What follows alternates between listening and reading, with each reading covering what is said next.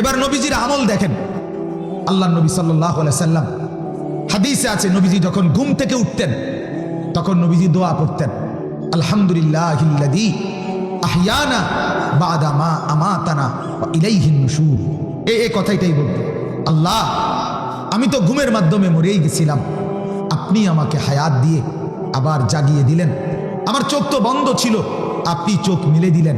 তবে মাওলা, এই যে একবার চোখ বন্ধ হয় আবার আপনি চোখ খুলে দেন, এই করতে করতে আমি জানি ওয়া ইলাইহিন নুশুর, একদিন সত্যি সত্যি আপনি আমাকে আপনার কাছেই ফিরে যেত। নবীজি এটা ভাবতেন। প্রত্যেকটা কথায় তিনি নিজের আখিরাত, নিজের ইসলাম, নিজের আল্লাহর সাথে সম্পর্ক এটার সাথে মিলাইতেন। এটা মনে রাখেন। যেমন দোয়া শুনেন, নবীজি খাবার খাইছেন, আমাদের খাবারের পরের আচরণ কি? খাবারের পরের আচরণ হলো মাশাআল্লাহ বালা হইছে, খানাটা বালা হইছে, আড্ডিটা একটু কম হইলে ভালো হইতো, ঝোলটা একটু বাড়াইয়া দিলে ভালো হইতো, নুন হইছে তবে একটু খেয়াল করে দিলে ভালো। এই হলো আমাদের মন্তব্য। কিন্তু আল্লাহ নবী সাল্লাল্লাহু আলাইহি সাল্লাম হাদিসের মধ্যে আছে, খাবার শেষে তিনি দোয়া করতেন, আলহামদুলিল্লাহিল্লাযী আত'আমানা ওয়া সাকানা।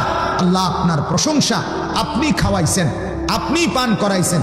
শুধু খাওয়াইছেন আর পান করাইছেন দেখেন, এটাই না, ওয়া জাআলানা মিনাল মুসলিমিন, আমারে মুসলমানদের অন্তর্ভুক্ত বানাইছেন। এই যে ফিকির, খানার সাথেও মনে রাখছে আমি মুসলমান, খানার সাথেও মনে রাখছে আমি আল্লাহর বান্দা, এটা খেয়াল রাখছে। নবীজি বাথরুমে ঢুকছে তো কি বলছে? কি বলছে? বিসমিল্লাহ আল্লাহুম্মা ইন্নী আউযু বিকা মিনাল খুবুসি ওয়াল খাবাইস। আল্লাহ আপনার নামে, আপনার নামে আপনার কাছে পানাহ চাচ্ছি সমস্ত দুষ্ট মন্দ জিন শয়তানের অনিষ্ট থেকে। তাইলে দেখেন, বাথরুমে যাচ্ছে, এই সামান্য কাজের ক্ষেত্রেও আল্লাহর নবী আল্লাহর সাথে সম্পর্ক জুড়ে এরপরে যাচ্ছে, মাওলা আমি আপনাকে ভুলি নাই, ঘুমানোর আগেও ভুলি নাই, ঘুম থেকে উঠেও ভুলি নাই, খাওয়ার আগেও ভুলি নাই, খাওয়ার পরেও ভুলি নাই, পান করার আগেও ভুলি নাই, পান করার শেষেও ভুলি নাই। প্রতিটা কদম কদম কদম কদম আল্লাহর নবী আল্লাহকে মনে রেখে রেখে জিন্দিগি কাটাইতেন। এই কথাটাই আল্লাহ বলছেন, বান্দা আমার জমিন ব্যবহার করো, আমার রিজিক ভোগ করো, আমার জমিনে চলাচল করো, আমার জমিন থেকে তুমি উপকৃত হও, তবে শুধু এটা মনে রাখো ওয়া ইলাইহিন নুশুর, আমার কাছে তোমাকে ফিরতে হবে। কার কাছে বলেন না? অতএব বাপ, এটাই আমার বক্তব্য। আমিও ভাবি, আপনিও ভাবেন। ওদিকে তাকায়েন না ভাই। কারো যদি এই তো মালিকের, এটা দেখেন আল্লাহ তাআলার ইচ্ছা ছাড়া, আমিও প্রায় এটা বলি, কোনো নারী কোনো পুরুষ যখন পাগল হয়, আহা তো কি হয় সেটা, তার মাথাটা তো মাথায় থাকে, কিন্তু ভেতরে রব্বুল আলামিন কি করলেন যার কারণে আমার মতো আপনার মতো মাথা দেখতে, কিন্তু এরপরও আমরা তাকে পাগল বলব।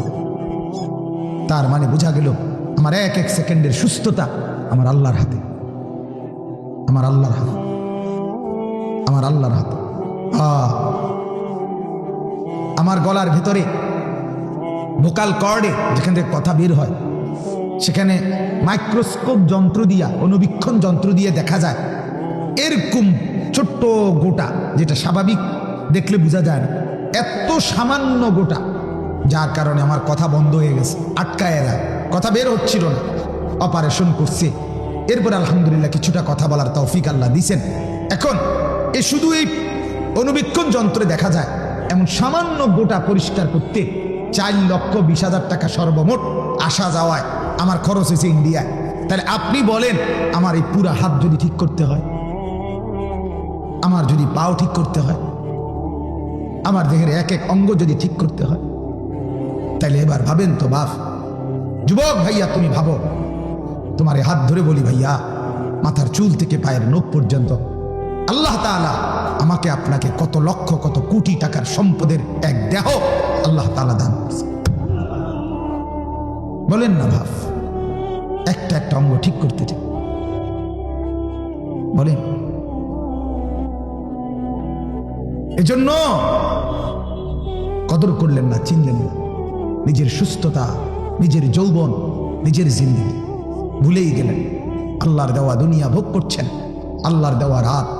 আমি কালকে কিশোরগঞ্জ গেছি মাহফিলে, ভৈরব থেকে মাগরিবের পরে আমি আপনার এতটা কুয়াশা, মাগরিবের পরে একটু পরেই ভৈরব থেকে পাকুন্দিয়া কয় কিশোরগঞ্জ মাহফিলে গেছি, যখন পৌঁছছি তখন বাজে রাতের 10টা। মানে গাড়ি একটু একটু একটু করে 100 করে আগাইছে, এতটা কুয়াশা। তাইলে আমি ভাবলাম, ভাই মালিক, কিছুদিন আগেও তো আমি আসছি, তখন তো চতুর্দিকে এমন কুয়াশা দেখি নাই।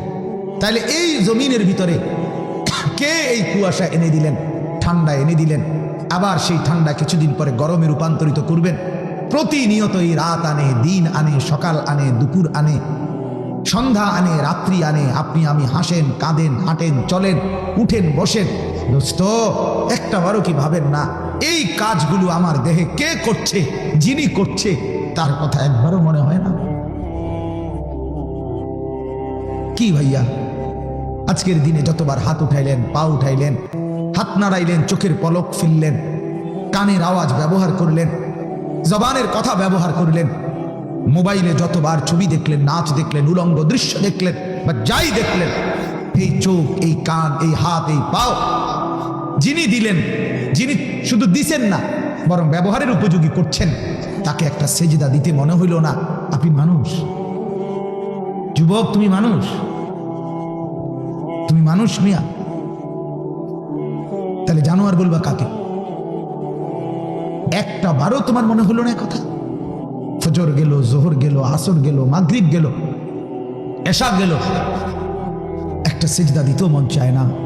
হায় হায় হায়, মুসলমান পরিচয়ধারী এত শক্ত হয় কেমনে বাপ? আমারে বলেন না, মুসলমান পরিচয়ধারী একটা মানুষ এত শক্ত হয় কেমন, এত পাষাণ হয় কেমন? আয় হায় হায়, যুবক তুমি ভুলে গেছো ভাইয়া, তুমি মুসলমান। তোমার একবারও মনে হয় না? এতগুলো মসজিদের আজান, এতগুলো মাইকের আজান। আমি ইউপি গেছি দারুল উলুম দেওবন্দ দেখতে, এই আমার অপারেশনের সময় 9 তারিখ, 8 তারিখ 9 তারিখ ছিলাম ওইখানে। পুরা রাজ্যে যে কয়জন মুসলমান আছে ইউপিতে, সেখানে মসজিদে আজান দেওয়া মাইক দিয়া সম্পূর্ণ নিষিদ্ধ, সম্পূর্ণ নিষিদ্ধ।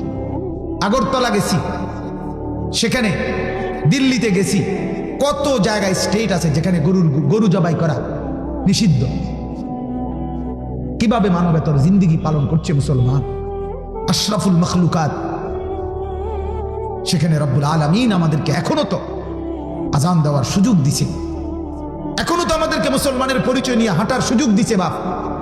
কিন্তু আমরা কদর করলাম না, আমরা কদর করলাম না, কদর করলাম।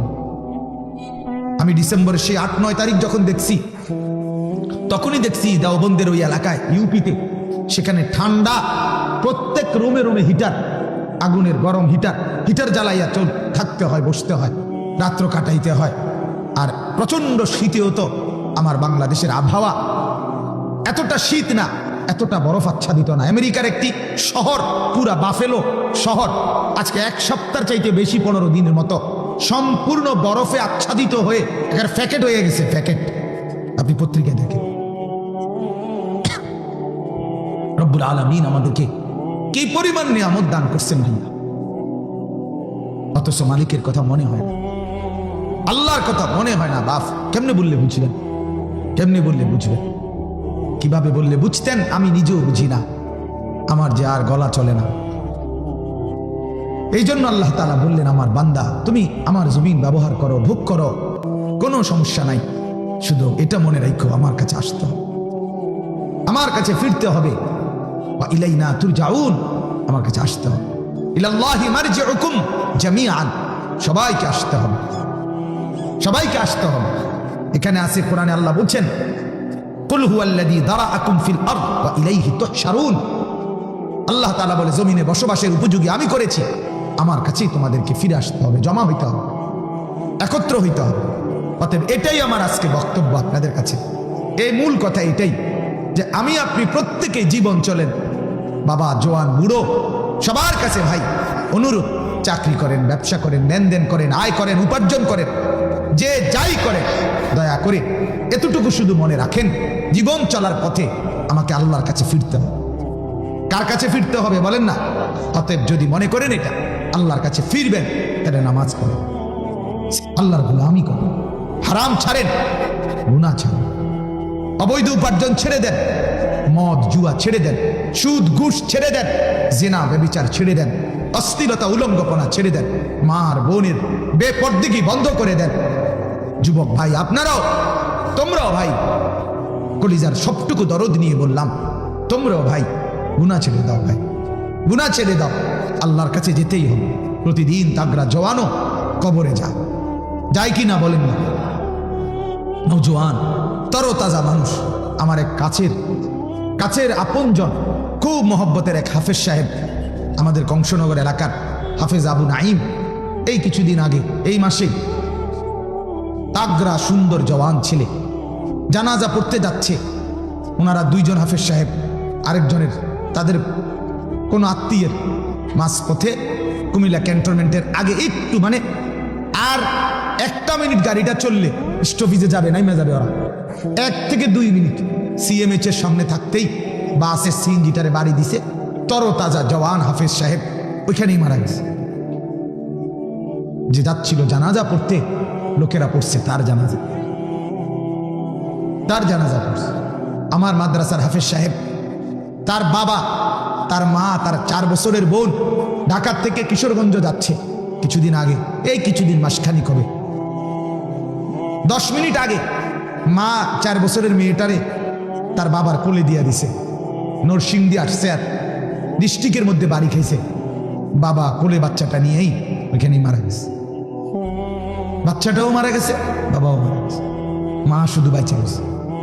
তা আমি বললাম, মা যেন বলছে স্বামীকে, স্বামী কিছুক্ষণ পরে তো আপনি চলেই যাবেন, তো মেয়েটাকেও নিয়ে যান, বাচ্চাটাকেও সাথে নিয়ে যান। আমার ভাই, প্রতিদিন তুমি দেখো খবর নিয়ে কি পরিমাণ মোটরসাইকেল অ্যাক্সিডেন্ট হয়, কি পরিমাণ যুবকের হাত ভাঙ্গে, পাও ভাঙ্গে, কি পরিমাণ প্রতিদিন। কেন বড়াই করছেন? কেন আল্লাহকে ভুলে যাচ্ছেন? কেন এই জমিনে বসবাস করেও আল্লাহর জমিনে কেন আল্লাহকে নারাজ করছেন? আল্লাহ বলছেন, আমিনতুম মান ফিস সামাই আন ইয়াখসিফা বিকুমুল আরদা ফাইদা হিয়া তামুর। আরে বান্দা, তুমি কি মনে করছো নিরাপদ আমার থেকে? আমি আসমানে আছি, আমার থেকে নিরাপদ তুমি? না না, তুমি জানো না, আমি ইচ্ছে করলে ঘুমে রাইখা, হাঁটাত রাইখা, বসাত রাইখা, চলার মধ্যে রাইখা আমি তোমাকে জিন্দা মাটির নিচে ধসায় দিতে পারি। এই আয়াতের অর্থ, আমিনতুম মান ফিস সামাই আন ইউরসিলা আলাইকুম হাসিবান, অথবা আমি চাইলে আসমান থেকে পাথরের বৃষ্টি বর্ষণ করে তোমাকে ধ্বংস করে দিতে। তুমি জানো না, ওয়ালাকাদ কাযযাবাল্লাযীনা মিন ক্বাবলিহিম, ইতিপূর্বে যারা নাফরমানি করেছে আমি তাদের এমন বহুকে ধ্বংস করছি। কারুনকে আল্লাহ তাআলা জমিনে ধসায় দিয়েছে। কওমে লূত আলাইহিস সালামের কওমের উপরে পাথরের বৃষ্টি বর্ষণ করে আল্লাহ তাআলা তাদেরকে তছনছ করে দিয়েছে, দুধের বাচ্চা সহ ধ্বংস করে দিয়েছে। এজন্য আমরা প্রত্যেকে ঘুরে ফিরে একই কথা ভাবি, গুনাহমুক্ত জিন্দেগি, ইবাদতওয়ালা জিন্দেগি, আল্লাহর কাছে ফিরতে হবে। আজকের এই বাঙ্গরা মদিনাতুল উলুম মাদ্রাসায় আপনাদের কাছে অনুরোধ, আপনারা কমপক্ষে এতটুকু চেতনা নিজের ভেতরে রাখেন, গুনাহ থেকে বাঁচেন। যুবকরা আমাকে মহব্বত করেন, আমি জানি ভাই, আমিও আপনাদেরকে কলিজার সবটুকু দিয়ে মহব্বত করি, কিন্তু মহব্বতের এই দাবিতে আপনারা বলেন, ভাই কেন ইসলাম ছেড়ে দিলেন? কেন আল্লাহকে ছেড়ে দিলেন? কেন ইসলামকে অপছন্দ করলেন? সারা পৃথিবীর লক্ষ লক্ষ যুবক, আমি প্রতিদিন বলি এই কথাটা, সারা পৃথিবীর লক্ষ লক্ষ যুবক মুসলমান মেসির মতো নিজের মাথার চুল, নিজের চেহারার আকৃতি, নিজের শরীরের মধ্যে টেটু, নিজের জার্সি মেসির আর্জেন্টিনার গায়ে দিছে। লক্ষ লক্ষ মুসলমান, কেউ কোনোদিন আপত্তি জানাইল না। অথচ কাতারে বিশ্বকাপ ফুটবলের পুরস্কারের দিন, সেদিন কাতারের প্রেসিডেন্ট আমির একটা আরবীয় পোশাক, আবা, এটা মেসির গায়ে 5টা মিনিটের জন্য গায়ে লাগায় দিছে আরবীয় একটা পোশাক। গোটা ইউরোপের ইহুদি আর খ্রিস্টানের অগণিত কাফের বেঈমান এটার প্রতিবাদ জানাইছে, যেটা ঠিক করলো না। ইসলামের মুসলমানের পোশাক তার গায়ে লাগাইলো কেন? অথচ যেটা আরবীয় পোশাক, তার 1 মিনিটের জন্য। তুমি যুবক, তুমি সারা জীবনও যদি মেসির নামে চিল্লাও, দুশ্মনের নামে চিল্লাও, দুশ্মন ফিরতি বলবে আমরা 1 সেকেন্ডও তোমার ধর্মকে পছন্দ করি না। এক সেকেন্ড না, এক সেকেন্ড, এক মিনিট আমরা সহ্য করি। 30 বছর যে ভাই দাড়ি কাইটা দুশ্মনকে খুশি করলেন, 30 বছর পরে দুশ্মনকে একবার বলেন না, আমি তো 30 বছর তোমার মতো সেজেছি, তুমি একবার 5টা মিনিট আমার মাথার টুপি মুসলমানের এটা তুমি মাথায় দাও। কোন ইহুদি খ্রিস্টান জবাবে বলবে, তুমি বেকুব হইতে পারো, আমি তোমার মতো বেকুব না। বেকুব। আজ থেকে এই খ্রিস্টানদের বর্তমানে এই অবস্থার আগেও রোমান যে সভ্যতা ছিল, রোম, ইটালির রাজধানী রোম, এই রোমান সভ্যতায় একটা কথা শুধু শুনেন, রোমান সভ্যতায়, রোমান আমলে তখনকার কাফের মুশরিক যারা ছিল তাদের একটা দেবতা ছিল। ওই জামানায় দেবতার 2টা মুখ ছিল, 2 মুখা দেবতা। দেবতার একটা মুখ পর্দা এমন সিস্টেমে বানাইতো তারা, দেবতার একটা মুখ থাকতো সামনে, আরেকটা মুখ থাকতো পিছনে। এই ছিল দেবতার 2 মুখা দেবতা। এই 31শে ডিসেম্বর রাত যখন 12টা বাজার, 11টা 58 59 এই সময়ে টাইম বাঁচত, তখন তারা ওই 2 মুখা দেবতার দেবীর তারা সামনের মুখের কাছে আইসা তারা প্রার্থনা করত যে দেবতা, আমাদের এই বছরটি ভালোই গেছে, আপনার মঙ্গলে, আপনার আশীর্বাদে আমাদের এটা কল্যাণে গেছে। এটা এরপরে ঠিক 12টা বাজলেই তারা পিছনের মুখে গিয়া, পিছন দিক দিয়া গিয়া ওই মুখের কাছে গিয়া বলতো যে হে দেবতা, আমাদের আজকের সামনের এই বছরটা এটাও যেন আপনার দয়ায়, আপনার অনুগ্রহে যেন মঙ্গলে কল্যাণে কাটে, আপনি আশীর্বাদ করে দেন। এইটাই হলো 31st নাইট, এটাই 31শে ডিসেম্বরের উদযাপন। আপনি বলেন কোন সভ্য ভদ্র ন্যূনতম বিবেক আছে? বিবেকের মধ্যে শয়তানে পেশাব করে নাই এমন সুস্থ, পাগল না, মাতাল না, এমন সুস্থ কোন মুসলমান যুবক মানুষ, পুরুষ, নারী, যার ভিতরে মুসলমানের একটা জাররা আছে ইমানের, সে এইটার দ্বারা এই 31শে ডিসেম্বর 31st নাইট বর্ষবরণের নামে সম্পূর্ণ ওদের ওই দ্বিমুখী দেবতার যে উৎসর্গ করে, এইটার সাথে উৎসরণ করে এটা উদযাপন করার কোনো যুক্তি ন্যূনতম পাগলের আসেনি কোনো যুক্তি? এটা বলে না, কি কারণ থাকতে পারে ভাই? পাগল কি এভাবে হয়ে গেল? একটাবার জানতেও চাইলা না আমি এটা কি পালন করি? একটাবারও জানার দরকার ছিল না, একটাবার বুঝারও দরকার ছিল না এটা কি 31st নাইট। সরকার, মাননীয় স্বরাষ্ট্রমন্ত্রী গত 3-4 দিন আগে সরাসরি সংবাদ সম্মেলনে ঘোষণা দিছে 31শে ডিসেম্বর সন্ধ্যা 6টা থেকে 1 জানুয়ারি সন্ধ্যা 6টা পর্যন্ত কোনো বার, মানে যেখানে মদ বিক্রি করে সেখানে মদ বার খোলা থাকবে না, বন্ধ রাখতে হবে, মানে মদ বিক্রি হবে না। 31শে ডিসেম্বর থেকে 1 জানুয়ারি সন্ধ্যা পর্যন্ত কোনো ব্রিজ, এরপরে পার্ক, রেস্তোরাঁ খোলা, কোনো জায়গায় কোনো নাচ গান হই হুল্লুরের অনুষ্ঠান করা যাবে না। তার মানে কি বুঝাইলো? বুঝাইলো এইটাই, এইটার সাথে যে অসভ্যতা যুক্ত হয়েছে এটা সুস্থ স্বাভাবিক বিবেকেও পছন্দ করে না। তাহলে ইসলাম কিভাবে পছন্দ করবে? সেদিন প্রথম অসংখ্য মেয়ে 31শে ফার্স্টের ডিসেম্বরের 31st উপলক্ষে প্রথম ধর্ষিতা হয়, উদ্বোধন হয়। সেদিন পরকীয়ার প্রথম উদ্বোধন হয়, প্রেমের উদ্বোধন হয়, নতুন বছরে জিনা ব্যভিচারের অসংখ্য নোংরামির উদ্বোধন হয়। সেটা একজন মুসলমানের প্রিয় কেমন হইতে পারে? কেন আমার যুবক মুসলমান, আমার নওজোয়ান ছেলে মেয়েরা এরা কি এত পাগল হয়ে গেল? ইসলাম কি আমরা এভাবে ভুলে গেলাম? ইসলাম আমাদের কিছুই দেয় নাই, কোরআন আমাদের কিছুই দেয় নাই, আমাদের ধর্মে তাহলে কিচ্ছু নাই। তাইলে যুবক ছেড়েই দাও, মাঝপথে ঘোষণা দিয়ে দাও, বাজারে সবার সামনে আমি মুসলমান না, আমি বেঈমান বলে দাও। ধর্মের পরিচয় রাখছো কেন? অতএব আমার অনুরোধ, এখানেও যারা যুবক ভাই আছেন, 31st নাইটের নামে, 31শে ডিসেম্বরের নামে এই মূর্তি পূজার, অসভ্যতার, নোংরামির কোন সংস্কৃতি আমাদের জীবনে যেন না আসে। বলেন ইনশাআল্লাহ।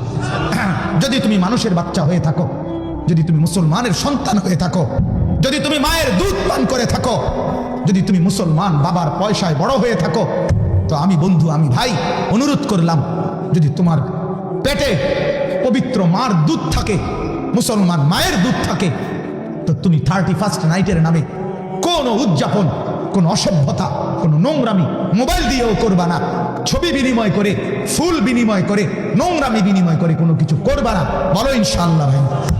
আল্লাহ তাআলা তৌফিক দান করে, আল্লাহ তৌফিক দান করে।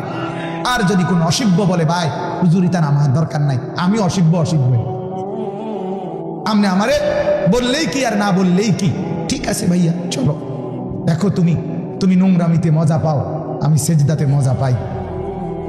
তুমি অসভ্যতায় মজা পাও, আমি মাওলাকে ডাইকা মজা পাই। তুমি উলঙ্গ ছবি দেখে মজা পাও, আমি কোরআনের আয়াত দেখে মজা পাই। ইনশাআল্লাহ চলো, দুনিয়া তোমারও যাবে আমারও যাবে, কিন্তু আখেরাতে ফয়সালা হবে কার মা আছে কার মা নাই। ইনশাআল্লাহ, কোনো সন্দেহ নেই, কোনো সন্দেহ। আল্লাহ তাআলা আমাদেরকে বুঝ দান করেন।